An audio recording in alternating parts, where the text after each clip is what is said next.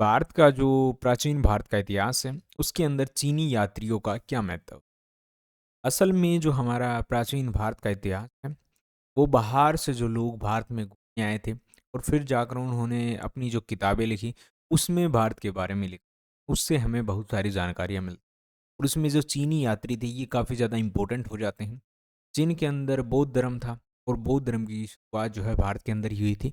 तो ये भारत में बौद्ध धर्म के बारे में जानने के लिए आए थे। लेकिन साथ में इन्होंने क्या किया, यहाँ पर जो भारतीय समाज था या राजा महाराजा थे, उनके बारे में भी चीज़ें लिखी। इससे हमें भारत के बारे में अच्छे से पता चलता है। इसके अंदर फाहियान, हुएनसांग और इत्सिंग जैसे महान लेखक शामिल थे। पहली चीज़ यहाँ पर ये थी तथ्यात्मक विवरण। इन्होंने जो अपनी किताबें लिखी हैं, जानकारियाँ उसमें दी हैं, उसके अंदर इन्होंने बिल्कुल डिटेल से चीज़ों को लिखा है, बिल्कुल तारीख से।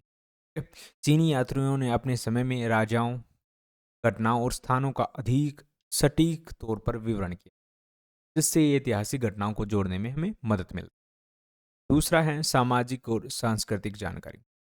ये उस समय जो है भारतीय समाज के बारे में, भारत के अंदर जाति व्यवस्था के बारे में, खान-पान कैसा था लोगों का, रीति-रिवाज, त्योहार, शिक्षा प्रणाली, सारी चीज़ों के बारे में इन्होंने लिखा है। उस समय भारत की जो फेमस यूनिवर्सिटी हुआ करती थी, नालंदा विश्वविद्यालय, ठीक है? और ये दुनिया में सबसे प्रचलित विश्वविद्यालय था उस समय का। तो इसको अपनी आँखों से इन्होंने देखा है और इसके अंदर ये पढ़े भी हैं, ठीक है? जानकारियाँ ली हैं। तो इसी वजह से इन्होंने भारतीय समाज के बारे में पूरी डिटेल से जानकारी दी। तीसरा है धार्मिक स्थिति।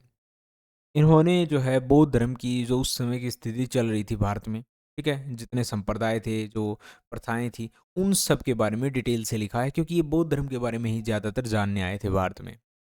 चौथा है निष्पक्ष दृष्टिकोण।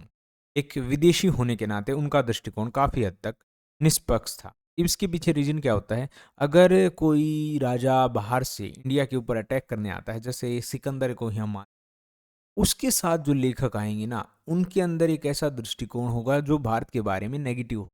वो भारत को कम दिखाएँगे कि जो सिकंदर है वही महान था, या बाहर का कोई भी राजा जो ये अटैक करता है तो दूसरे देश को यही दिखाता है उसके लेखक कि हमारा राजा ही सबसे महान था, बाहर का देश ऐसा नहीं था। लेकिन यहाँ पर जो चीन से भारत में यात्री आए थे, उनका ऐसा दृष्टिकोण यहाँ पर नहीं हो सकता क्योंकि वो भारत के अंदर किसी राजा या महाराजा के लिए नहीं आए थे, वो धर्म के लिए आए थे। बस उन्होंने भारतीय समाज के बारे में सिर्फ़ जानकारी इसलिए डाल दी क्योंकि वो बौद्ध धर्म के बारे में जब जान रहे थे, तो उस समय भारत का जो समाज था, उसके बारे में भी उन्होंने बता दिया है। तो इससे हम ये मान सकते हैं कि इनका जो दृष्टिकोण था, वो निष्पक्ष था, ठीक है? किसी का पक्ष ही यहाँ पर नहीं ले रहे थे। और उस समय जो है भारत और चाइना का दुश्मनी वाला कोई रिलेशन था भी नहीं, बीच में तिब्बत पड़ता है, ठीक है? तो हमारे लिए यहाँ पर कोई ऐसा नहीं था कि भेदभाव हो सकता, ठीक है?